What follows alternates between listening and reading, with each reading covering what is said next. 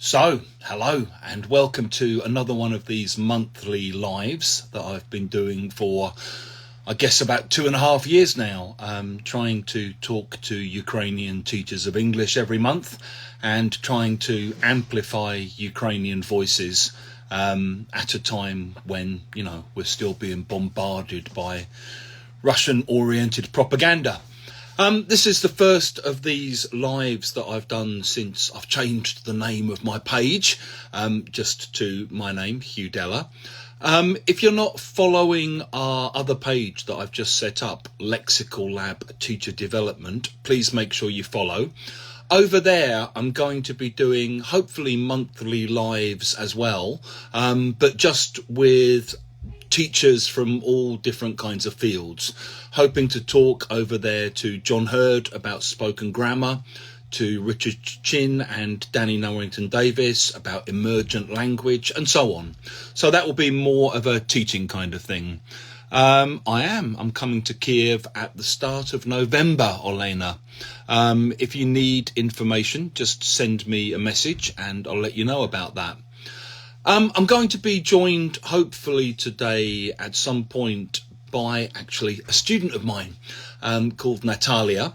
And I was thinking in the run-up to this particular live that it's slightly weird because I've been teaching her quite a long time and working with her quite a long time. But obviously, when we're in a group situation, I don't have a chance to kind of pry into her background and her life, and so I'm going to be talking with her today about some things that I haven't actually asked her yet.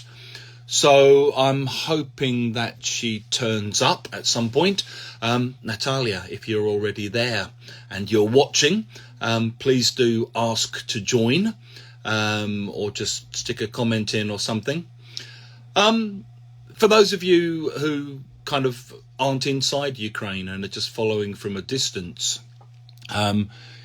just send me a message about the trip to Ukraine. It's been a strange kind of week. I'm not sure how to join. I'll sort that out for you in a minute. It's been a strange week. I mean, there's been an attack on a hospital in Sumy, which has killed, I think, 13 and injured countless more. Ukraine continues to defy Western restrictions on hitting Russian targets and is using Ukrainian-made weapons and Ukrainian-made drones to target, ammunition depots and military infrastructure inside Russia. And on the front line, the war of attrition grinds on. I mean, the Russians are trying to take a strategic town of Vovchansk, up in sort of northeastern Ukraine, losing thousands and thousands of people every month in order to gain a few hundred meters here, a few hundred meters there. And the Russian population seems to basically accept sending tens of thousands of people to die in this pointless, horrific imperial war. I'm going to see now if I can get Nataliia to join. 1 minute. You have to ask to join, Nataliia, okay? I can add you as a moderator. I'm not sure that's what I want to do. Give me a minute. No, you have to ask to join, okay? There's a little button next to the comment section. Looks like a little camera. If you press that, you should be able to join, okay? For those of you watching who are in Ukraine, I'm going to be running a training course in Kiev in, I think, the 3rd and 4th of November. So about a month and a bit away from now. Looking forward to that. I'm just waiting for Nataliia to work out how to join. Hey, hello. Genkugmenka. I can't remember what the real name is. You might need to do a very quick Google, Nataliia, about how to join a live. Click the camera button, apparently. Hey, lovely to meet you in Gdansk, and it was really good to be there, actually. Great city. Really, really great museums there. If any of you are looking for a city to have a city break in, The Second World War Museum and the Solidarność Museum were quite amazing in Gdansk. And it's a really great city. You're on your laptop. You won't be able to join, Nataliia. Can you get on your phone, would be my advice. I think you can only join the lives through the phone. I'm not sure if that's possible for you. Sorry, I should have checked that you knew how to do all of this in advance. I always assume people are, young folk, I always assume they're more technologically savvy than I am. But apparently my optimism is sometimes misplaced. I'll just wait a second and see if Nataliia can switch to mobile phones. Otherwise, we're a bit screwed, really, aren't we? But yeah, hello to everyone else anyway. Welcome. Thank you very much for joining. And yeah, as you probably saw in my message I put up the other day. Look, she's ready. Wait there.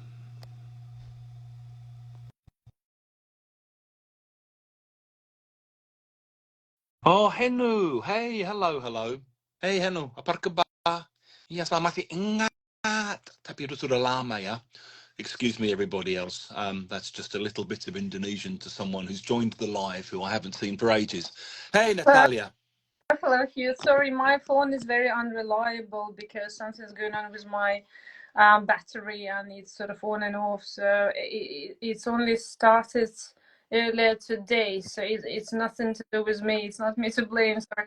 I mean, in case something goes wrong, I'll do my best to get back to you. But as I'm not even at home and I haven't got the charge, it's a huge. It just yes. Look, I'm so sorry. that's okay. Don't worry. It's my fault for not checking with you as well. So, hey, how you doing? Yes. So I took my laptop with me and I was pretty sure I'd be able to, but as I haven't got these live sessions, on an everyday basis, this is pretty much the first one I've got so far. It's lovely to see you. Thanks for having me around. You're welcome. It's weird the way Instagram's functionality is different on phones and on desktops and on laptops, and I don't know why they do it like that, but I guess they have a reason. No chance to do anything, it seems, yeah. So that's it. I'll just be listening to you afterwards because I'm pretty sure you still have things to say. And thank you for supporting Ukraine and telling us all these stories, because I keep on reading news, but I still don't know probably enough about what's going on, as it's been having some sort of detrimental effect on me. Yes, I ended up having nightmares about having to live in Russia, being occupied, living in an occupied. I mean, I can only imagine how bad it can be for people living in such circumstances, because some of them. Oh, you've frozen. I'm not sure if this means your battery's died or if you're going to plug in or what's happening. I can see the spinning wheel of doom circling your head there. Let's see what happens. While hopefully Natalia's reconnecting. I think it's something that people who aren't Ukrainian, don't live in Ukraine, don't know Ukrainians, maybe struggle to understand as well, which is just the mental impact that, I hope she'll come back in a minute, the mental toll that the war takes on people. And I think the way Russia has been operating by basically carrying out random terror attacks on civilians, blowing up cars, hitting civilians with drones in Sumy, blowing up hospitals, hitting places that haven't been hit for a long time just to remind you that they can still be hit. I think what all of that does is it really has a huge psychological impact on people over time. These are obviously things that are designed to break the will and spirit of the country. And, Russia is stealing years and years from people's lives inside Ukraine and forcing people to have to deal with depression and panic attacks and anxiety whilst still trying to go about their everyday lives. And even people like Nataliia, I'm hoping she'll reappear and be able to talk about this herself. but she's someone who's been outside of Ukraine for, I think, 7 or 8 years now. She's married to a non-Ukrainian, I think. Correct me if I'm wrong, Nataliia. And, you know, even in those situations, people are still experiencing these kind of nightmares and panic attacks and stress-related anxieties.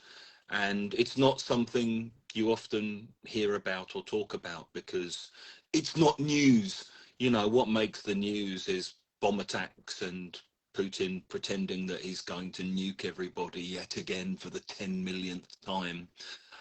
What doesn't make news is people's nightmares and people's anxieties and the way people wake up in the middle of the night, even if they've been living in England for the last few years. And oops, not sure what that means, Nataliia. It might mean we need to postpone for a week, I'm guessing, and go again next week. I'll carry on for a minute or two and we'll see if Nataliia can somehow connect her battery to a charger or something, or a power bank. See, if you were in Ukraine at the moment, Nataliia, you'd be power banked up, because everyone I know over there seems to be operating on multiple power banks that they keep charged all the time, generators, you know, all kinds of stuff to get through the blackouts that are being enforced on people. And again, you know, it's another thing we don't hear much about in the West, is just what it's like to live with the uncertainty of infrastructure, what it's like to know that your electricity could go out at any moment, what it's like to live with rolling blackouts where, you know, you buy food and you put it in the fridge and then the fridge gets knocked out because they've blown up your local power station, and you have to walk down 15 flights of stairs to get to the street, and the lift doesn't work because the electricity's out, and you can't work or study online because the electricity's out. All of these kind of, I don't know, acts of war basically are ways of trying to, you know, grind people down, and ways of trying to break people's morale.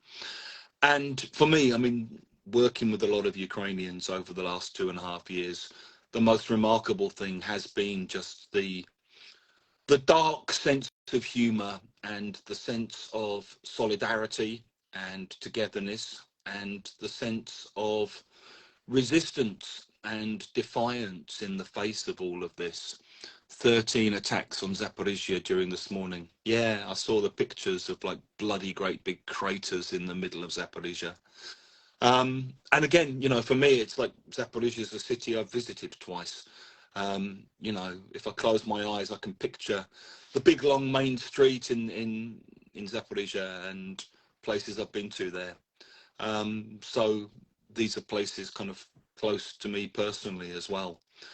I see Nataliia said she's trying to access someone else's, her husband, I think's phone. So let's see how that works, see if she manages to do that.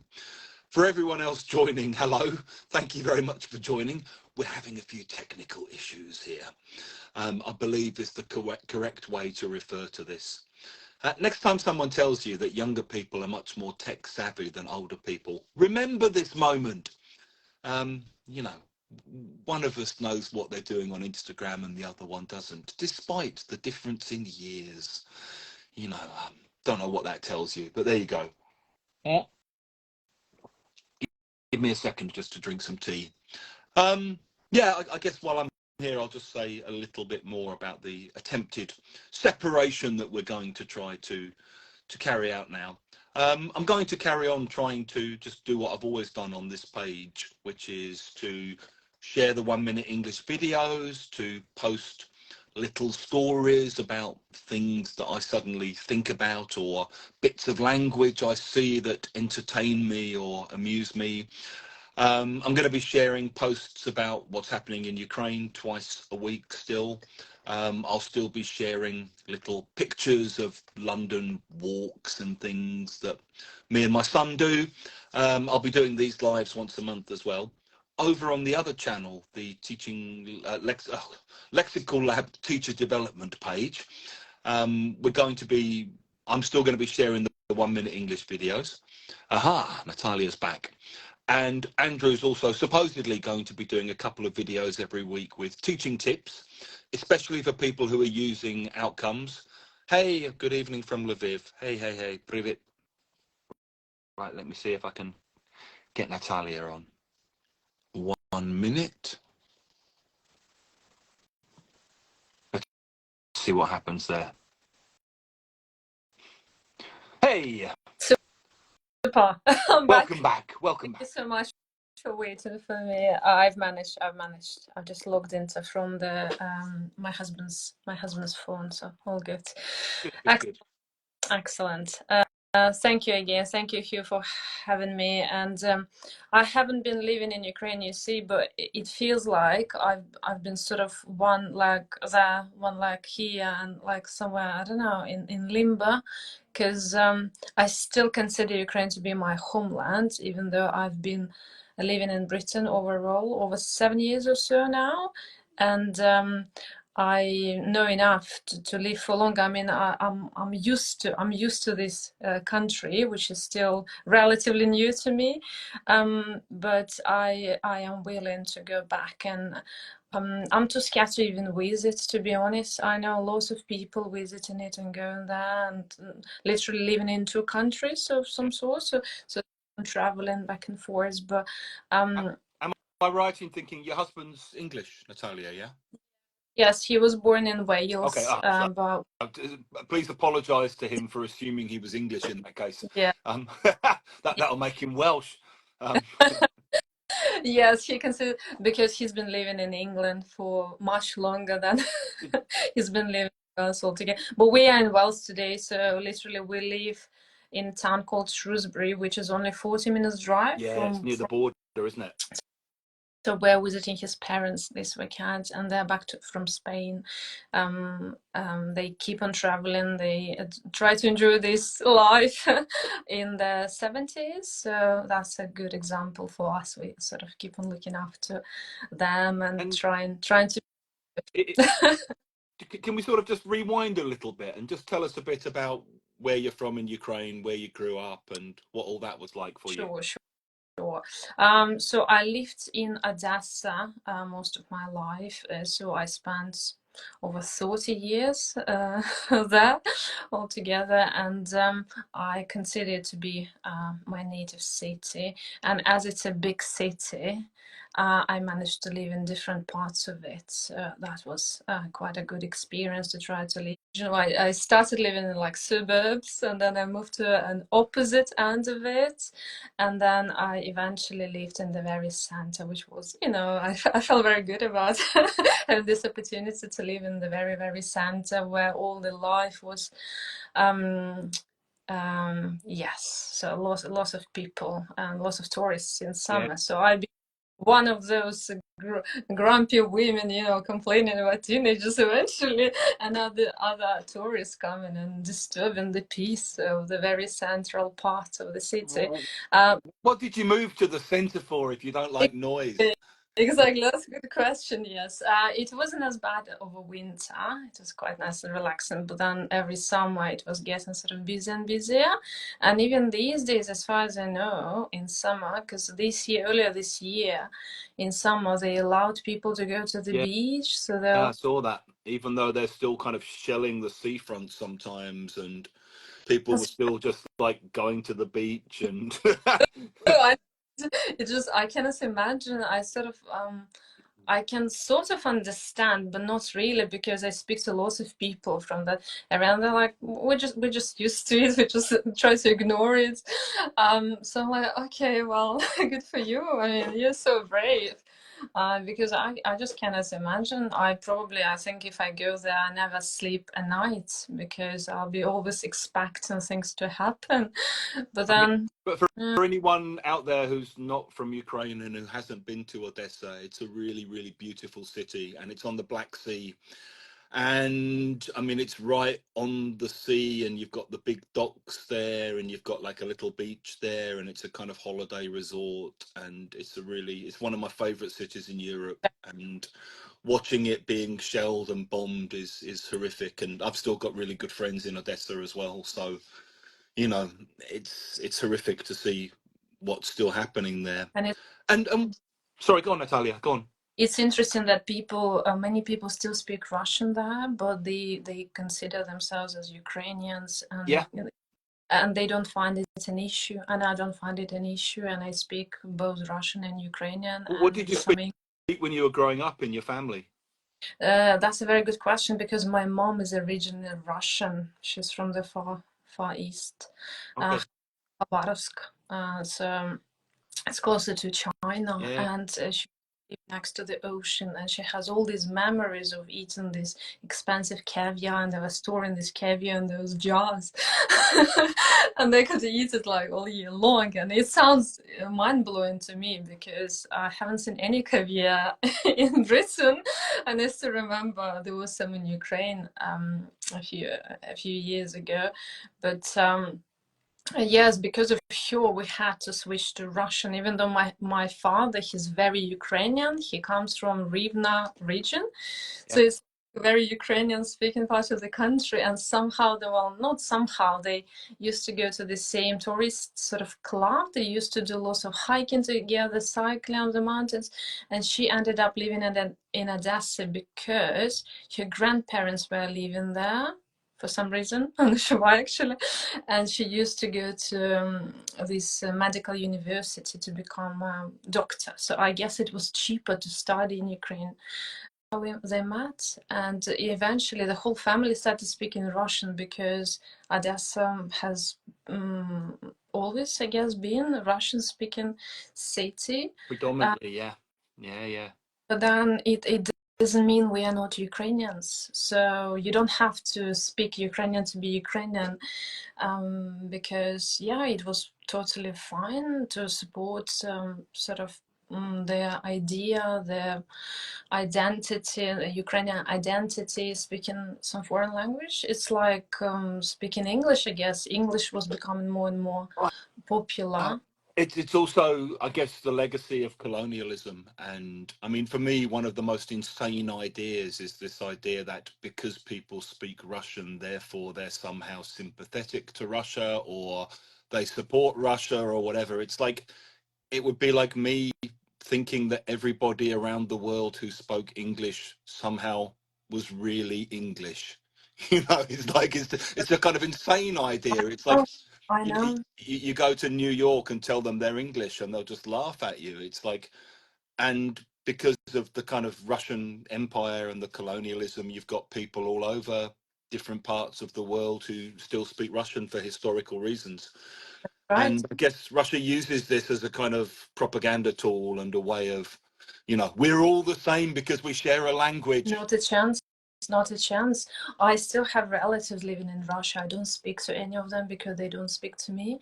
And the last time I had a phone call from them over New Year, because New Year is more Yeah, uh, important in Ukraine than yeah. Christmas, will be changing. So we will be heading towards this Western way of celebrating Christmas, which will probably eventually become more important.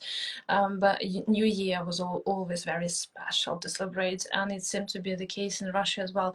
So we still had occasional phone calls from our relatives who are based in Moscow. So literally, my father's father father's sister. So my grandfather's dad, for a long time now. He's been dead, but his sister, she's been living in Russia and running her own business very successfully. Okay, so she's been a businesswoman for a very long time, and she has lots of property, like in the Moscow region, like those massive houses. I remember going there; it's just like mind blowing. Like we have tiny patches of garden in front of our houses. They have like massive woods, like with pine trees, like enormous, and for me, I was only 10 years old. For me, everything looked very very expensive. I was scared of touching anything in her house. But then she was a very kind woman, and I still remember that soup, these soups, which looked like they were just like plums floating in. That's like solanka, that's like the Yeah. traditional soup. And eventually I realized those were olives, so massive, like massive olives, which we didn't see any of in Ukraine, because yeah, she's still quite a rich woman, and running business in Moscow, I guess you need to be extremely careful, and I guess that's her point. But I don't know her point. I don't speak to her, but then I feel that probably this is quite wrong, because she is originally Ukrainian, and moving to Moscow shouldn't change probably your understanding of what things are, but But she it seems should. to have a huge impact on a lot of people. I mean, I still get messages from people saying in Russia, saying, you know, my father is Ukrainian or I'm half Ukrainian. And it's like, yeah, the Russian half won.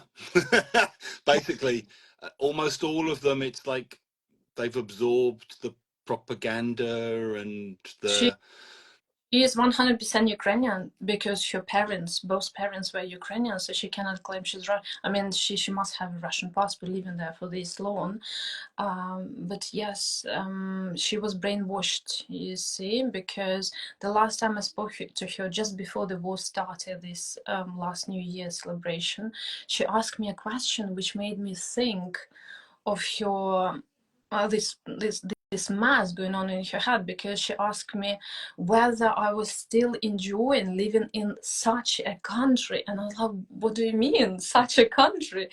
Like, it's a wonderful country. I love Ukraine so much, and it's like the best I have now. And even though I had traveled quite a lot by that time, it was still the best country I had ever known. And she was like, okay, well, yeah, that's the country. I mean, Ukraine, how come you still enjoy living there? Why don't you come here? Because she'd been trying to get me over there for a long time, living in Moscow. And I had very bad experience with people, local people in Moscow. When I was there last time as a teenager, I remember asking for directions, because at some point I got lost, because Moscow is a huge city. And I approached a woman, so a woman like my age now, so in her early 30s. And I was very polite, and I asked her, could you please help me find the way? And she looked at me, and because of my Russian, which is not exactly the same Russian as they speak in Russia, Hear the accent. she just turned her face away, and so she was so arrogant, and she wasn't the only one. So that's a great pity, because when they can hear this slight difference in accent, they can tell, okay, well, they're not our people, they're not Russians, they're actually Ukrainians speaking Russian. And it was so offensive. Honestly, I almost burst into tears, because I was only a teenager and I was lost in a huge city and I needed help, and people were just turning their faces away, and I was just, yes, it was a trauma. You see, I was very badly traumatized by people. Being in St. Petersburg wasn't the same. People were much kinder to me, and I even managed to make friends with local women who ended up being lesbian, gays. So I don't know whether there is any connection, but my idea, my message to you is they should still be there. I believe there are still gays and Well, lesbian of with course there are. You know, I mean, you. for me, the scariest thing was even gay people I know in Russia who you would think have no enthusiasm whatsoever for the system or the regime still end up sometimes supporting the system and the regime. Um, it's almost like the Russianness is deeper than the prejudice and discrimination that they're facing for being gay. And I mean, given the awful things that happen to people if you're gay in Russia, and I mean, you know, I've been to Russia a lot of times, and I remember some of the really weird conversations I had where people would say things like, "Do you think you have so many gay people in your country because of child abuse?" And you kind of go, "We've got the same percentage of gay people as any other country. It's just ours are open because they don't get their heads kicked in the streets." and people would be really shocked if you say things like this. But of course, there would sometimes be young gay teachers in the audience, and some of them would come up afterwards and say thank you. But even some of those people now, I still see them on social media, are basically okay with what's happening, or you know, it's almost, yeah. I don't know how to explain it really. I guess it's just the pressure on people to conform to the national identity, and all of that is stronger than the fear. You know that you've already been marginalized because you're gay, and so you're trying not to be more marginalized by also being in opposition to what's happening. I guess, I don't know. I have Or no it's just an imperial brain, you know. probably. And so, when you were growing up, when did you leave Ukraine? How old were you? So literally I got married to a British person in 2016 on the 1st of August. Yes, so that was the first day we were allowed to get married the same day. So normally we had to wait for 3 months. So we had to apply for getting married, wait for 3 months, and then get married afterwards. Literally, it gave us some opportunity, some time to think. But because I already had known that person by that time really well, so we just went for it. And luckily, I managed to find a wedding dress the very same day. And yeah, and there were even friends coming to our wedding, and we even managed to book a restaurant. And, like, everything was very spontaneous. So we did it on a whim, like in a day. Were you living in Odessa in 2014? Sure, definitely, I was. What are Yes, it was. your memories of all of that? Because it's obviously it was Yeah, obviously one of the kind of epicenters of where lots of mad shit happened. of course, yes. And because I was living in the very center of Odessa, it was the scariest because everything was happening in the very center mainly. And that was a year I gave birth to Oh my God. first child, and she was a newborn, and that was very scary. So later I couldn't even take her for a walk because I didn't know what was going on. People were saying different things. I could hear the shooting from a window, and my window was facing the boulevard, like Boulevard Zhvanevskого. So that's like Yeah, the yeah, yeah. popular, like, places for people to take, routes for people to take for a walk, looking at the port, looking at the sea. So yeah, I was scared. I was just looking out of all the windows, trying to understand what was going on. And my parents at the time told me not to read news because I was breastfeeding, so not to lose milk. Yeah. I had to stay calm, so I didn't need any more stress on top of what I already had by giving the birth to a massive newborn. My daughter was very, very big, very heavy. So Our daughter also was a very large child, so it's you know. genetics. It's only me in the family. I'm the only one. So both of my children were very big, very heavy. So I'm not opting for the third one because I've been through that twice, and that's it. But yes, it was very scary, and people were messaging me because by that time I had already made friends with foreigners, like people I used to work with or translate for, and just random people I bumped into, because Odessa is like international sort of city, Very like lots cosmopolitan, yeah. of people keep on coming, and yeah, it's a wonderful one still. It's a very nice place to go to. And people were asking me questions, but I didn't know what to say because I had no idea what was going on. I knew it was unsafe, so my parents were sort of keeping an eye on the news and, like, reporting, telling me literally what to do, what not to do. I was just obeying them because they were the only sort of supporters at that time for me. So they're helping me, and then luckily we have this dacha. It's like a cottage Yeah. house in the village. So village is quite remote, so that was a safe place to go to. So that's where we eventually ended up living in that house in the village, which was a safe place to go to. And when the very first day of when the full scale invasion took place, on the very first day, we went to the same place, You to were the back same in Ukraine in house, 2022. because oh, I had experience living in Britain, and that wasn't exactly what I had expected it to be. Um, So yes, and I'd be missing Ukraine so much. I just couldn't imagine not living there any longer and having a second baby by that time.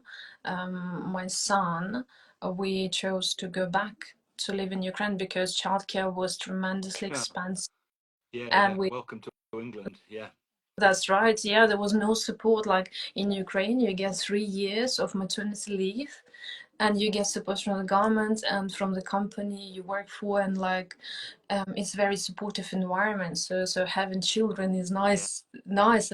Like lots of like clubs and like places to go to. You come to a restaurant, there is often a playroom for children, so they are all welcome.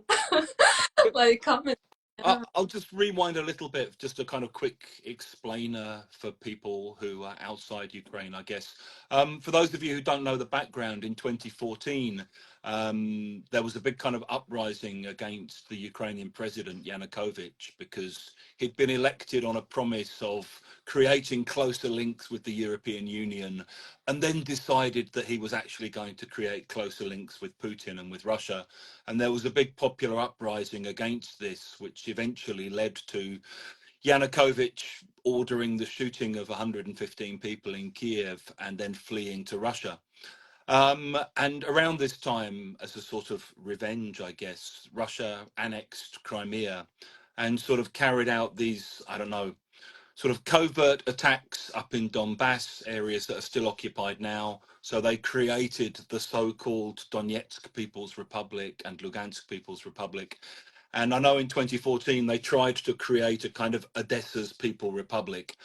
And there was a lot of resistance to this from local people in Odessa. And one of the upshots of this was a group of so-called separatists who kind of hid out in a trade union building, which was then burnt to the ground.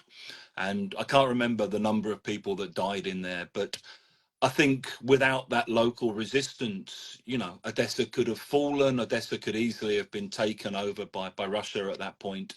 And like a lot of cities back then, it kind of fought back. I mean, Mariupol, which is now sort of, you know, infamous for having been basically flattened by the Russians, also resisted occupation at that point and managed to kick the Russians out. Um, so you know, it was very much on the front line of what Russia was trying to do, and its strategic position is also, I guess, very, you know, very important if you're trying to occupy and control what's happening with Ukraine, and it's what's happening with the seaports. And you know, I guess also in 2022 there was that attempt to kind of take the whole strip of land all the way down from Mariupol down to Moldova and try to kind of cut Ukraine off from its ports and from the Black Sea, yeah? And so far that's still been resisted. yes, yes. So most of my friends chose to use Ukrainian over Russian, and even though the Ukrainian might not be perfect, and it shouldn't be perfect, at least they put effort into it Yeah, and they try to. So most of them use Ukrainian for their posts on social media or yeah, for short descriptions. So they use it as much as they can just to show that, well, actually we are Ukrainian, we belong to these people, not to those people, right? Just to distinguish.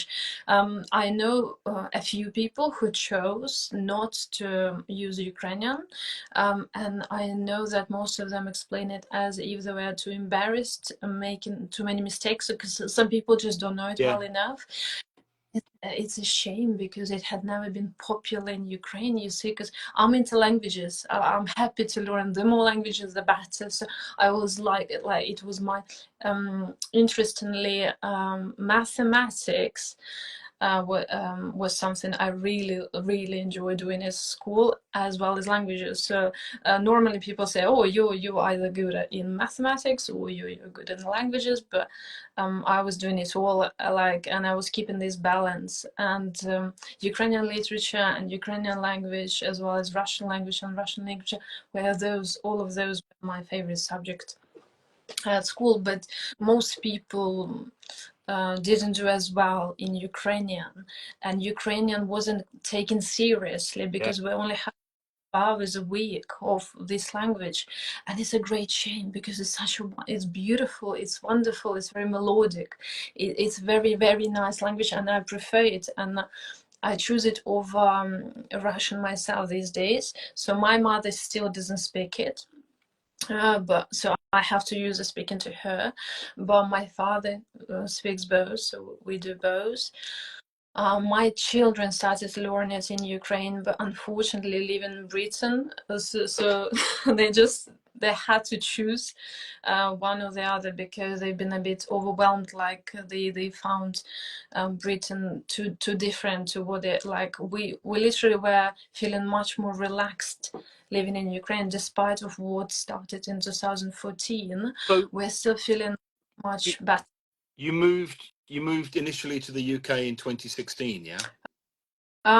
So eventually, yes, eventually, but I had experience just visiting this country. Okay. Um, And you were already an English teacher by this point, yeah? no, not a No? chance. Oh, No. really? Okay. Yes, it's very interesting how it all happened with my teaching because I've always been into languages and English. Eventually, yeah, I became very, very fluent in English. Maybe not um, not using as many high-level words as I should have been doing, but then I started reading all the books, like literally all in English, and even academic books already in like 2011 or so. Yeah, it's a long story short. I used to work as a translator, Okay. so literally I had to pay private teachers to learn English because my father wanted to move to Canada because we have relatives in Canada, and Big Ukrainian community in Canada as well, yeah? yes, but he failed to get visa. He had to apply 3 times, and because he didn't speak English well enough, he couldn't explain much. He didn't get it. But still, that was beneficial for me to manage to learn the language, even though my parents had to sort of invest quite a lot into this development, having to pay private teachers, and eventually courses I used to attend, like Tchaikovsky courses. They used to be very popular, and I got very lucky with the teacher because straight after teaching me, she was promoted to some sort of head teacher of those. So she was really, really good, really good, and she was always been this person who I've wanted to become. So since my teaching career, I was thinking, because when I applied for CELT, I remember there was a question: why do you think you'll become, like, why do you think you shall be a teacher? Like, for what Yeah. reason? And I remember answering, well, I want to become sure, I want to become that person who made this significant difference in my life, because she taught me English. Have So you told her you felt like this? well, it's a great shame because I was too immature. I was too young to realize it. So I only realized it when Yeah, yeah, I, yeah, yeah. Yeah. as a translator, as an interpreter, being 16 years old. Yeah. So when I started working like full time or part time, because I had to study as well, but then I had English at school, at university as well, academic English. So I had eventually lots of practice, but then I was being paid for that, and everyone was telling me these compliments. Oh, your English is wonderful, but because I was translating mainly for Americans, I call these accents. I used to speak with very strong American accents. So coming to Britain, I had to change it all. People couldn't understand me. I couldn't understand them. That was quite And interesting. But how, yeah. how was it when you first moved to England? I guess it must have been a bit of a culture shock, no? Oh yes. Oh, definitely yes. It was mixed feelings, I would say, because certain things I really enjoyed, like nice, good roads, like safe, relatively safe roads, people. are quite conservative and so not as loud. so they are like safe, so you feel safe next to them, right? And that's what I told my friends. I told them that's the reason why I'm here, because people are so nice and so friendly. But then I had to learn over time sometimes it's not the case. Yeah. I So mean, my wife always says, my wife's originally from Indonesia, yeah, and she always says, the thing with English people is you think they're polite, but really they've just got 32 polite ways of thinking fuck you that they don't say. So, really, yeah, when you decode what they're actually saying, you're like, yeah. wait a minute, that's what he said, but what he really meant was fuck you. Oh, But then it's often like but that. It's kind of then just wrapped up a bit more, but then it's not good for them, because that's how people end up having mental issues. Yeah, so if they're It's not honest with other people, they're not honest with themselves. So it's like clash, like in personalities. I'm not sure how it's called in psychology. I'm not, I mean, I'm interested in psychology, I'm not a psychologist myself, but like it's like having two like dual yeah, personality, like split whatever, personality or something. Yeah, yeah, yeah, yeah, yeah. smiling and And then continuing to play. And so, yeah. how did you end up becoming a teacher? I realized I could do it, and I actually had quite a few requests. So some of my friends and relatives were asking me to teach them because they could see I was doing it really well. But I had no, because it's not the same. Being able to use the language is not the same as being able to explain it, so how to use it and Yeah, teach yeah, it. yeah, yeah. So I had to learn a lot. So apart from investing into learning it, I had to invest into learning how to teach it eventually, because Salto wasn't cheap and I had to take it twice. Because of the war, because I started it in Odessa, taking the course, and I did it in the classroom. So it was interesting because it was a school where I met my future husband. So it was a British guy, because he used to work as an English teacher Okay. in Odessa. And So it's a classic romance. Um, yeah, so and I had to take one, so I had to teach in the classroom, and then as the war started, I couldn't do it any longer, so I had to flee the country first day, so you driving were my both then living back in Odessa in yeah. 2022. Yes, we still have lots of property there, and we bought even more. We renovated it, so we invested lots of money into it, because my husband inherited quite a lot of money from his grandma. So we just put it all into all this property, which is just abandoned literally now. Like no one's living there. Like it's just taking my money. I just whatever money I make in local currency, I just keep on paying all these bills. Yeah. I have to, because on the one hand it's supporting all these companies, yeah, providing all the electricity and heating, and on the other hand, if I stop paying for the heating, for example, and there are too many debts, then nobody gets it. So that's how it works, because there's a central heating.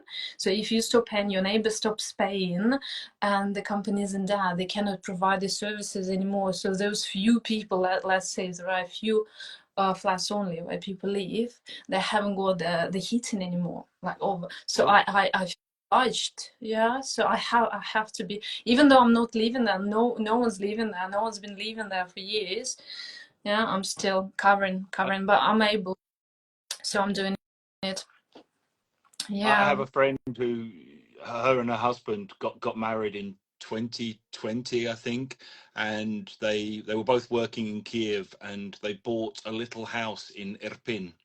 And the first week of the war, when obviously the Russians got really close and then kind of came to Irpin, they left, and she didn't go back to Irpin for about 3 months. And when she came back, she found out that the apartment they'd built, literally, that they'd bought, literally a month after they'd bought it, had been blown up. And it's just so many stories like that of people who've basically, put their life savings into buying Yeah, places, and then they have to flee. They're abandoned, or they're destroyed, or even more terrifying, they're kind of occupied by Russian soldiers or by that's incoming Russians. And that's even I, worse, yeah. I have another student who's actually from Lugansk, and she phoned once the old number of the house she'd lived in until 2014, and someone just picked it up and basically went, "Yeah, hello, I'm living here now." And she's like, how do you feel like living in the house of someone who had to flee their home? It's like, tough shit, I'm here now. My students, because what I do these days, I support the local hub for the refugees and asylum seekers. So there are lots of Ukrainians. There are over 200 Ukrainian families living in Shropshire, where I live. Wow. And I teach them English, so I teach them at the hub, so face to face. I teach them. Some of them are happy to pay, so I teach them privately. But most of the group lessons, they don't pay. It's sort of, it's a charity, so this is my way of supporting people anyway, even though I have been paid by the local council, but it's a lot of work, so I still consider it as sort of a charity. But I hear all these stories on a regular basis. So lots of my students are from Mariupol. And what they tell you, like, you have to pay to get into Mariupol, because like you have to pay these border guards, like secure whoever standing on the borders from Ukrainian side. You pay Ukrainians. I might be wrong, okay, because I might have confused things, but you have to pay someone to get in, and then to come out after you have to pay again, like, because it's not like very well regulated, and who knows. No, it's a mafia business these days, all that. Where I don't know where this money go to and like how it all works, but like that's what I've been told. And then to get into their flat, they had to sort of like take all the risks, right? Because you never know what to expect, and then knocking at your own door because your key doesn't fit into the keyhole, and finding some other people living there, like, it's mind blowing. Like, I can't even, but that's what they told me.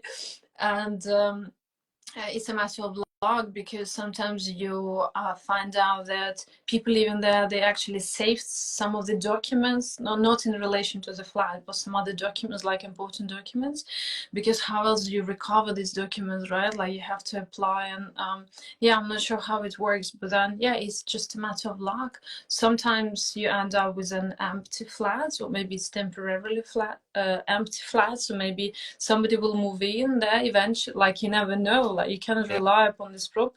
I mean, I know one of the things that's been done as a sort of, I guess it must be a sort of state policy, is as Ukrainians are driven out of their towns and cities, as they rebuild them, they basically sell them and bring in Russians from the Russian Federation and Russify the places, and then claim that they're now part of Russia, and sort of, I guess, it's been happening for 100 years at least, where people are, you think of what happened with Crimea, where all the Crimean Tatars are all sent off to Siberia, and Russians are brought in from mainland Russia, and you kind of Russify the area, and you get rid of the local troublemakers who don't want to be occupied by Russia.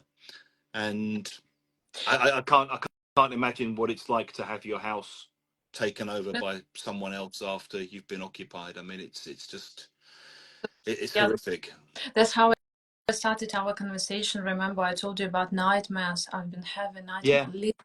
And they were so vivid, like as if I was living in a town occupied by Russians, like being literally tremendously scared, just feared for life. And because I'm not sure we can trust these people, because I'm trying to be, I don't want to take anyone's side. I try to try to understand, right? So, because there should be reasons why they're doing it, and I was like, okay, well, maybe there is something I don't understand. Maybe I need to get to know more and like get a better understanding of what's going on, because I couldn't believe that was because they needed more land. Like, I was like, okay, well, they can't be that greedy because it's a massive country. My goodness, it's like, look at the map, like it's enormous. It's enormous. They cannot possibly need more land than that. Like, I think so, they've never got out of that imperial mindset. I mean, I posted something on Facebook today.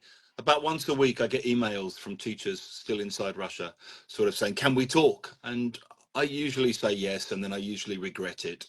And The one this time was saying, I'm anti-war. Obviously, I want the war to end. As soon as the Anglo-Saxon West stops tempting Ukraine and telling them to come to their side, Ukrainians will understand our Slavic brotherhood and return to the bosom of the motherland. And basically, I think for a lot of Russians, that's what's driving. I mean, yeah, I think there's also the resources thing, but I don't think that's the only thing that's driving it, because Russia has plenty of resources itself. I think there's two things really driving it. One is just this idea that you don't really exist, and that Ukraine doesn't really exist, and that Ukraine isn't a real country, and it must be forced to kind of give up this deluded idea of its own nationhood. And I think the other thing is Putin is looking at the future and thinking, Russia in 2030 with war and Russia in 2030 without war, which one is easier for me to control? And it's obviously much easier. Dictatorships love war. You know, if you read like 1984, the George Orwell Yeah. thing, there's like this forever war going on. And you look at Iran and you look at Russia and you look at, you know, dictatorships need war to keep themselves in power. So I think in that sense, what scares Putin most about Ukraine is that Ukrainians go out on the streets in their millions and demonstrate and change the government. And he's obviously looking at that thinking, shit, my people might do that. How can we stop this? Well, let's show them that Ukraine can't function as a society, and let's show them that, you know, there's no point thinking of anything better happening here as well. But yeah, I guess there is resources as well. I guess greedy people can never have enough money, and they're looking at the salt mines in Donbass and the coal and the grain and all of that. Of course they are. So it's power. Really, it's all about power. It's being more Yeah, powerful. Like it's competing with America, I guess. But then, um, it just being mental. Literally, it just not like it's not realistic. It's like yeah, I mean, I know lots of Russians living abroad, okay? So again, some of them choose to get used to this life and become more like locals, and I do know such people are even friends with another Natasha. So the girl from St. Petersburg, my age, living in the same town with me, she's been supporting Ukrainians all this time, even though she's Russian, she's going back to Russia, even though that's her homeland. She doesn't want to be stuck there, not being allowed to or whatever get in trouble with it, because she's quite open-minded. Like she's used to doing things the way rich people do, yeah, just like expressing their yeah, opinion if they feel like. So you cannot obviously do it there as easily, because you might end up in trouble. But then I was thinking, okay, well, there are so many people. Like it cannot possibly be all of them supporting the dictators' ideas. But then there must be all victims. Like you know, they must all be scared of the consequences of I catastrophe. wish it was that. I have a friend who, when I was on holiday in the summer, we went to Utrecht, and she's originally from Russia, and she's married to a Belgian guy. They're now living in Brussels. And when the last elections happened, she went to Berlin to vote. And she said, you know, she knew the elections were rigged. She knew that in a sense it was pointless to vote, but she wanted to at least register a vote against Putin just to say, not everyone voted for this fucker. And she said when she was in the queue, she was so shocked because there were a group of older women who'd been living in Germany for years and years and years, and they had a Soviet flag around them, and they were talking about how much they loved Putin. And it's like, you've been living in Berlin 30 years and this is still going on in your heads. So I think a lot of people never leave the Russian information space, you know, even if they're living outside of Russia, they're still in the Russian information Yeah, space. yeah, they choose not to. They choose not to. I think Juliana got me wrong, because I made it very clear that I tried at some point. I tried to understand, thinking, okay, well, maybe there is misinformation in Ukraine on Ukrainian news websites, but actually, because living in Britain, you have access to all the Russian Yeah. media, and when you compare and when you realize, okay, well, there is much more lie in there than in here, and I haven't found any lies in at least in relation to Odessa region because that's the place I come from. So I still keep in touch with people even there, and I know exactly what happened there, right? And then reading news, like Russian news, you realize, well, this is all. Well, I'm not. I don't want to swear here, but yeah, this is just nonsense. All right. Swear if you need to, because I swear plenty enough already. I mean, So I understood what you were saying there as just trying to see if there was something on the other point of view that maybe you would help you to understand yeah, why they were doing this. because that's sort of And like we are like human beings, but they are so different. And we used to be quite close. We used to even like, I guess, support the idea of like Russian government. But then I don't know what happened, what exactly, whether Ukrainians became more independent from, you know, this influence, I which think both of those things happened at once. at the I time, think you had Ukrainians basically realizing the power of people power and wanting a future connected more to Europe. And at the same time, I think you had the information warfare inside Russia just really kind of going into people's brains and brainwashing them. yeah, to make them angry. Literally, they were sort of like told that we are Yeah. enemies, and like they were shown because Well, you can apparently we made you do this. I mean, this is the thing I hear most often, which is, oh, I want the war to end. I'm opposed to the war. When will the Anglo-Saxons make it stop? And it's like, this is on us. you think this is us doing this? It's like, I know, it's a kind of insanity. It's like, yes, I think a lot of Russians can't understand why Ukrainians are fighting back because they don't want to be occupied by Russia again. honestly, And so in order to kind of explain this to themselves, they just say the Americans must be brainwashing the Ukrainians to make them fight us. I know people who blame America, as America was a provocateur, like provoking things and like doing all these trainings, you know, to scare Russia, like to provoke Russia. But then It's it doesn't like matter. a kid kind of saying a big boy made me do it. Yeah, You know, I, I, right. I didn't really want to smash the window. A big Yeah, boy made me do it. yeah. It's like, That's right. That's right. It's like abusers, you know, abusers often abuse, and then they say, well, yeah, actually, she made me do yeah, it. don't make me punch you again, girl. You know, I That's mean, it's this. It is. It's exactly this. It's like, I didn't mean to punch her. She made me do it.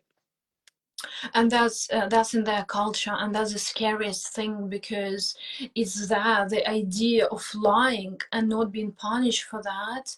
That's the scariest thing, because living in such society, it just, I cannot even imagine. Because I do know certain people who tend to, you know, try to manipulate in a similar way, right? Like it's like gaslighting and stuff, but it seems to be a normal thing to Yeah. do.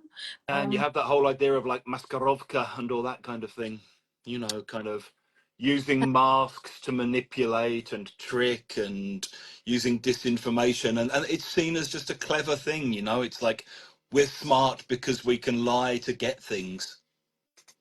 That's right. Even though living in Britain, actually, I feel much better now because I feel like I'm a much better person, to be honest, because I guess these certain ideas were sort of passed over onto my mum, and I even though she did her best, I believe, but then she was sort of from time to time using certain manipulations in order, I guess some people do with children I at mean, least, but all parents manipulate their kids one way or another. yeah, but then at some point I started recognizing, and I started like sort of like finding way out of it and not reacting, like, because sometimes they can be dragged into it even sort of deeper. Yes, so sometimes they do provoke to get. But then when people say, oh, why don't you negotiate, just have some negotiations, I imagine these negotiations because they do speak about all these techniques. So I was actually watching just a few videos about the way they see negotiations. So they were on about pretending being fool, not understanding, like, so they use all these like illegal ways of communication to get people to do what they want, right? So like because they insist on Ukraine being a part of it. So they literally tell their people, okay, well, this is not this is not an independent state. So this is our land. We have the full rights of, right? So this is something that belongs to us. It's been taken away, and now it's time we get it back. This is how they see it, Yeah. even though Well, and us, it's like it's what Putin says very clearly. And so I think anyone who believes that there's a sort of negotiated settlement to the war really, really doesn't understand Russia. And I would like people to show me some international agreements that Russia has respected. Okay, because I mean I can't think of any. I mean just broken treaty after broken treaty after broken treaty. And I think at the moment the push for negotiations is in order to kind of freeze the land that's already been stolen, so that Russia can somehow start to normalize itself again and come back in 3 or 4 years' time and take more.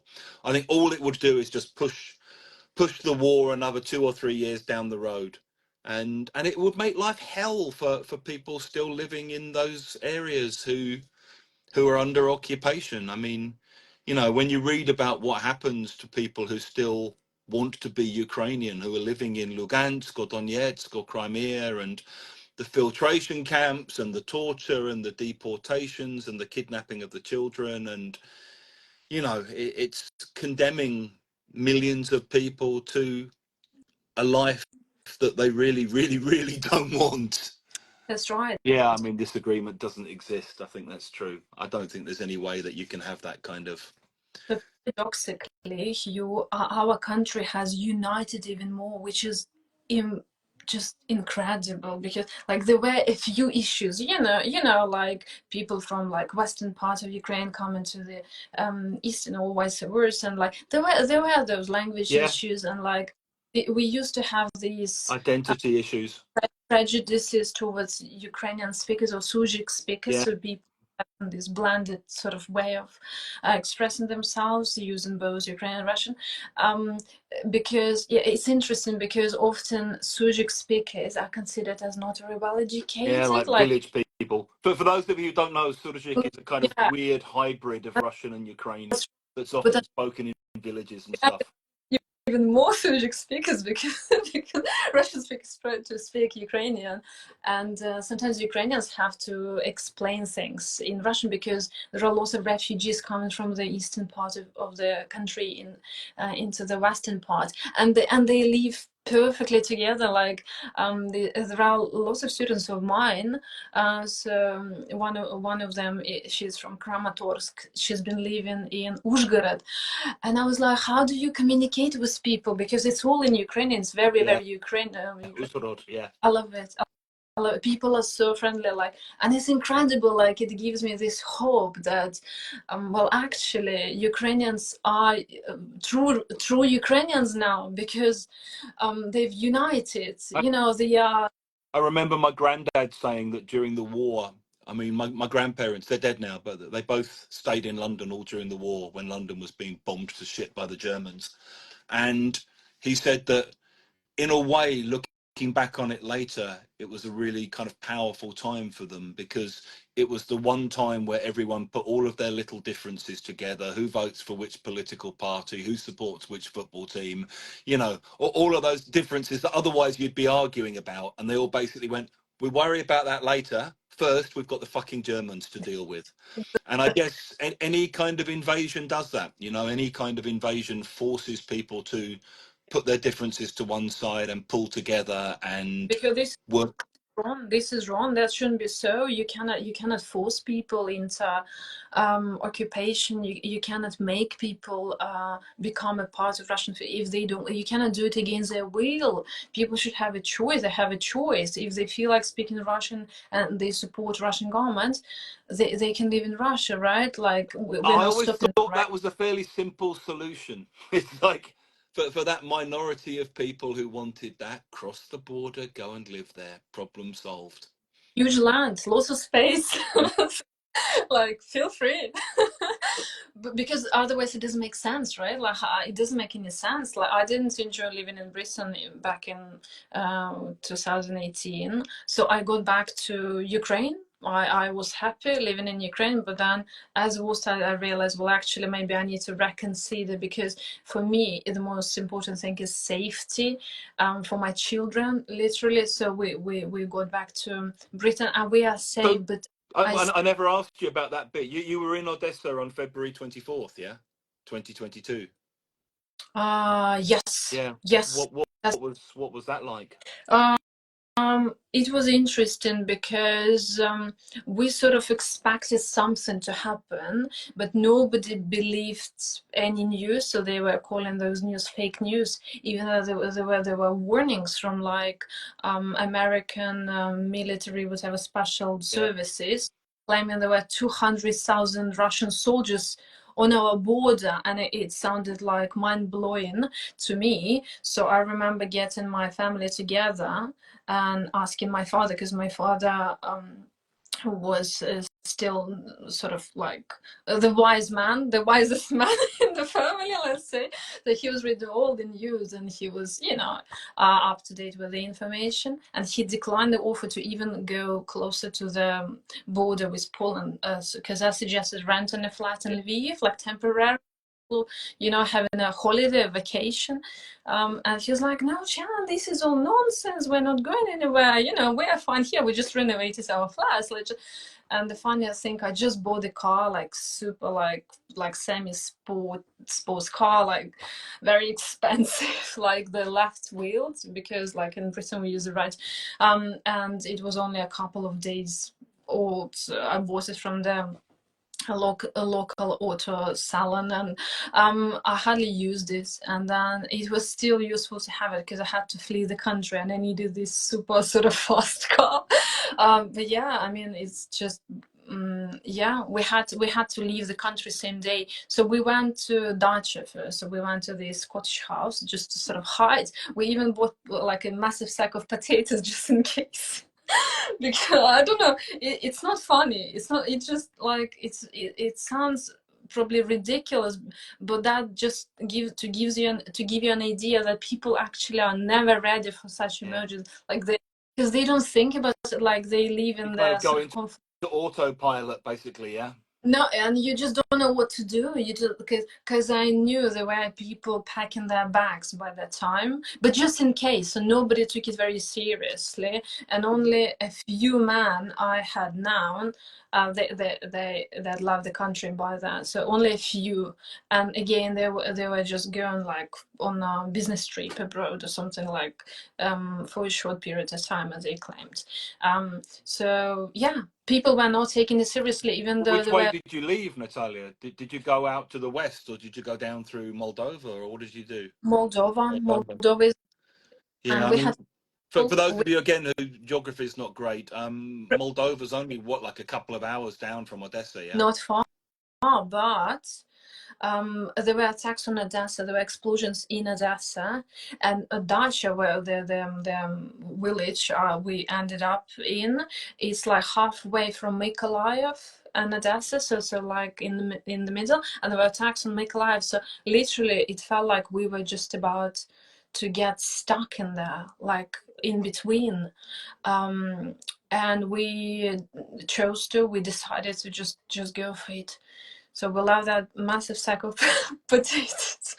And yeah, we just like, it was great. It was literally crazy. I still remember, I'll never forget that day. I remember grabbing the only thing I was thinking of to get warm clothes, even though it wasn't that cold anymore. But I was thinking of ending up like sleeping in like a tent, or I don't know, in the middle of nowhere, like in a forest, like getting cold, and I grabbed my massive, like long, black, thick winter coat, which I have never used in Britain because it's never as cold in Britain. So, but I still have it as a reminder of that day. And I still remember my daughter complaining a lot because we were stuck in the car for literally 2 days in the queue.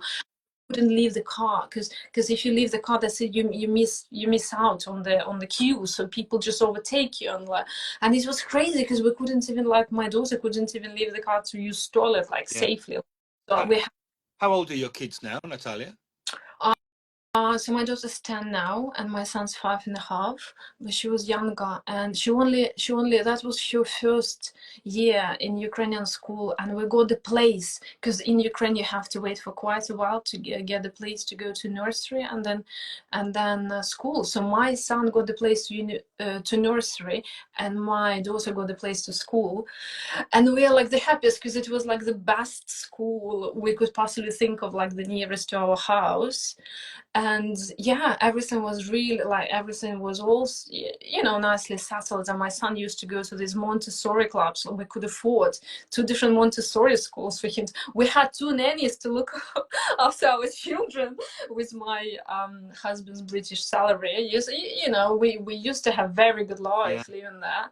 And then we ended up just like just waiting in this queue and the border, and there were still explosions like around, and it was so crazily scary because like there was no way out. There was like one queue with lots and lots of cars and like crying babies and people just wearing whatever pajamas and dressing gowns and having some of them didn't have any food or drink, so they were sharing, and there were volunteers on the border like helping. And it was, everything was so so surreal, literally, like, because I crossed that border many times. Even to go to Vilkova you have to cross the border. Like it never looked like that, and like that day it just everything looked crazy. And my father ended up driving, and he's an experienced driver, but because everyone was so shocked, they were just breaking all rules on the road and like over speeding and like overtaking, and it was mental. And then we managed to still reach Bucharest because we went all the way to Romania, because one of my friends she lives in Britain, but she had her flat left there, and her neighbors gave me the keys from her flat, so she allowed us to live in her flat temporarily, because we still had to apply for visa because my visa was expired by that time. So eventually I got back as a refugee, as under this Ukrainian scheme. Yeah. I'm not, yeah, that's it. I'm not on a work visa. I'm a refugee, so I'm a person who is willing to go back but unable to go back safely. And yeah, that was. You must still have friends in Odessa and stuff, yeah? Sure. How are they doing? So I guess something happens to your psyche. I don't know how to explain it, but even though most of them still live in the center, and central part is the most dangerous, because the port is just literally next to marine terminal, and so they're like, we are fine. Well, and I'm sure they are not. And there are all these hospitals. Hospitals used to be targeted, and schools, and It's that, that kind of famous Ukrainian meme where it's like, how are you? And it's like, I can't yeah. tell them that. I'm fine, thanks. How are you? It's that thing. I think a lot of people are feeling that kind of, I don't know what to tell you, so I'm just going to say I'm fine. How are you? Sure. And lots of people ended up coming back. So they had to flee. They fled the country. They ended up Germany, Austria, whatever, Holland, Switzerland, and then they chose. So that was their choice to come back, which I respect. I respect their choice. It just I keep on thinking about them, and it's heartbreaking because we never know what to expect. Like, you keep on reading news and don't know what the next piece of news will tell you. It might be your relative, because some of my relatives are back there now, because they simply couldn't survive in Holland. They didn't speak the language, because my sister, she's been Dutch for a while now, for over 12 years. She's been living there for like 14 altogether, with her husband, Ukrainian husband, working there in IT companies. So they've been doing well recently, but then she's been trying to help and support Ukrainians a lot, and hosting like relatives in her house and the local, like a farm sort of place. She found a cottage house for them, but still they didn't manage, because most of them are quite not all, some of them are elderly people, and like for them changing everything all of a sudden is a huge challenge, and they just couldn't cope, so they had to quit, give I up on think the. there are many different reasons why people end up going back as well. I mean, I know I have a friend who's originally from Kiev, and she ended up in Holland, and she told me that the worst thing for her was meeting Western guys who would kind of West-splain the situation. And so he'd kind of go, "Where are you from? Ukraine." And, "Oh, I'm sorry, what's happening?"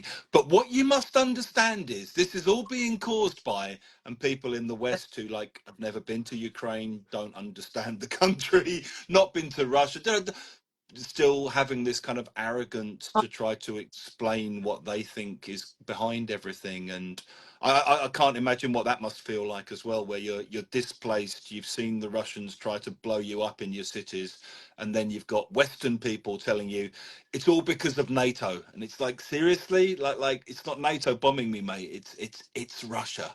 You know, we're not even in NATO, for fuck's sake. And that kind of, I don't know, the weirdness of Western people thinking, not listening to Ukrainian. I mean, I think I told you I've had a couple of Ukrainians I know, and I've met since actually in Poland, who've unfollowed me because they know that I'm still talking to and teaching a few Russians. And I don't feel annoyed by that decision. I don't feel angry. I feel if I was Ukrainian, I might feel the same. I don't know.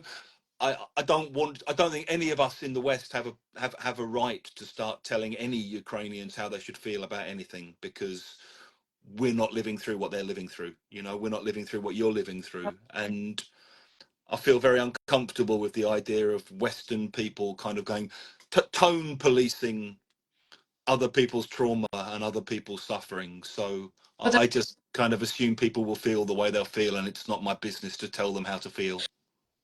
yeah, there are just two more things I would like to share Yeah, with tell you. me, and then I'll let you go. Sure. So Hugh, first of all, if you remember, I commented on this situation with Russians you describe on your social media Yeah, page. So considering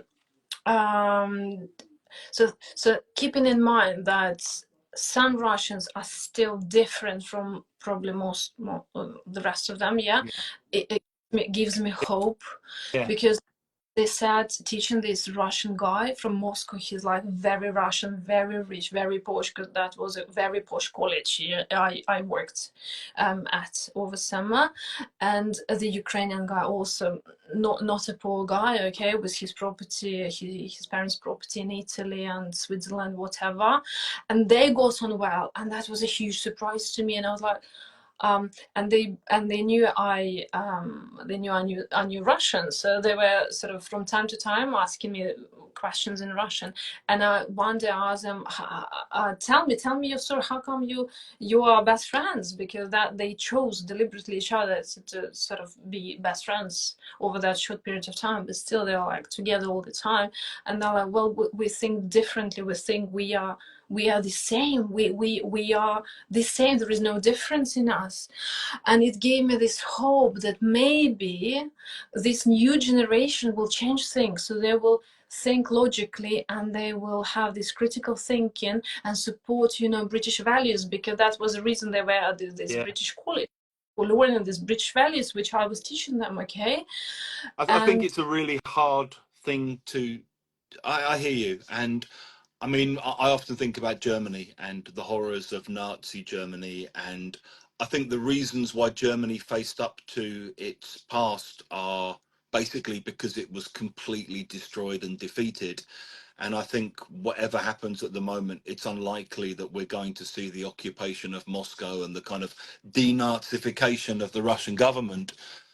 But whether you like it or not, Russia's not going to go away. And I think we all have to. Ukrainians don't have to think about any of this, because at the moment, what Ukraine has to do is defeat Russia and kick Russia the fuck out of Ukraine. But the rest of Europe also has to think about, how do we encourage the minority of people? And it's a minority, let's say 10% in Russia at the moment, who want a sane country and want a Western style country, and who were on those demos in 2012 against Putin, and who understand that. I mean, I know people still there who absolutely understand the importance of Ukraine winning, and who absolutely understand that Russia has failed to kind of de-fascisize or denazify, and that people who've lost contact with all of their friends, their family, people who've lost their university jobs, those are the people that we still have to try to reach out to and keep in touch with. As a Western person, if I was a Ukrainian, I wouldn't necessarily want to hear this or be told this, but those people No, do still exist, of course, you know, and there are people there who still want a different, better future, and in Belarus more, I think. sure. You know, I mean, Belarus definitely more, but you have to have some hope that at some point in the future, some kind of sanity can prevail. Exactly. Yeah, Exactly. That's what we are all hoping for, literally. because you know, Um, you can't build a huge, great big wall and hope they just go away. that's right. That's right. They're sort of too threatened to speak out, even though it's been. They've had all these opportunities, right? And they sort of tried, but not hard enough. I think they did. Yeah, and I think a lot of people who were on those. I mean, I know a lot of people who are on the demos in Moscow in 2012, and I think the main thing they feel looking back now is that they gave up too easily, and you know, they saw how Ukrainians dealt with this on the Maidan, and they were like, okay, that's probably the way we should have gone, but we were too scared, we were too easily beaten, you know, and it's Yeah. easy to be wise in retrospect, and it's easy to look back and realize that you missed your chance to stop things happening after they've happened. You know that thing when you're watching The Handmaid's Tale. Do you ever watch that? Mm. The, Remind. no, The Handmaid's Tale. It's about kind of America collapsing into this weird kind of Christian fascist state where all the women are forced to wear these weird hats, and you know, it's kind of the whole country becomes controlled by this kind of male fascist militia, and it keeps flashing back to now, and you keep seeing that at one point they were like us and now they're like that, and that there was a point beyond which things can't change. And I think if Ukraine had failed to get rid of Yanukovych, it would be a very different country now. You know, I think the fact that Ukraine managed to get rid of Yanukovych and to use people power to change the direction of the country was a really, really, really important thing. Was a really important thing. How we ended up with Yanukovych. He was so badly educated. Like the way he was speaking was like 4 years old boy speaking. Honestly, I have no idea how that. So obviously he was just a setup, right? So he was just provided I am by just these small. sucking the blood out the country. I mean, I've been to that museum of corruption That's that he used to live in outside Kiev. It's just fucking right. crazy, It's with his own just private zoo and shit. Yeah. so it's a huge achievement not having Yanukovych already. You know, just having sort of. I mean, I'm not speaking about Zelensky because yes, I have. I don't know. I have these mixed feelings about him. You see, I cannot stop it. I'm not saying I'm not supporting him. So most of the things he's saying, I'm supporting. But then I guess he might be a little bit too stubborn when it comes to still trying to find, because every war finishes, right? So, and every war finishes normally with negotiations of some sort. So I guess it's still good to keep it in mind that hopefully like next negotiation will be successful. So like I wouldn't give up on that. I would keep on trying. I think it's And about trying to put Ukraine in the strongest possible position that you can for when you're forced into whatever negotiations people might be forced into. And I mean, I think whatever people think of Zelensky, almost certainly, I would bet my house on this, okay? Once the war ends, there'll be an election and people will choose who they want to choose. And he may not even decide to run. And the fact that Ukrainians now expect that they get to choose who their leaders are and that they can change them as and when they're not happy with them is hugely important. You know, it's hugely important. sure, definitely. Yeah, because we feel like we are stuck. We haven't got a choice. We can, like, I feel powerless. I don't know what I can do. I've been supporting with donations as much as I've been covering all these bills, but what else can I possibly do? At the moment, that's what you do. You keep donating and you keep talking about what Ukraine is going through, and we keep keeping on. Natalia, I'm going to have to vanish off because I'm Thank supposed to be in the kitchen. you. And we've been talking for about an hour and a half. I'm sorry, I understand we could probably go on for another half an hour. No, Um, you're values very very. I don't know anybody else who's been supporting Ukraine for this long. I mean, the foreign person, the British person, carrying this much as if we were some sort of relatives of yours, and it feels I so understand one. what's at stake, and I understand what happens next if Ukraine falls. And I've been to Russia enough times to understand what is happening in the Kremlin and the importance of resisting this. And I want my own country to preserve its democracy, and Russia's been fucking with my country. And we've got our own politicians who have unpleasant Russian links, and they bring nothing good to the country.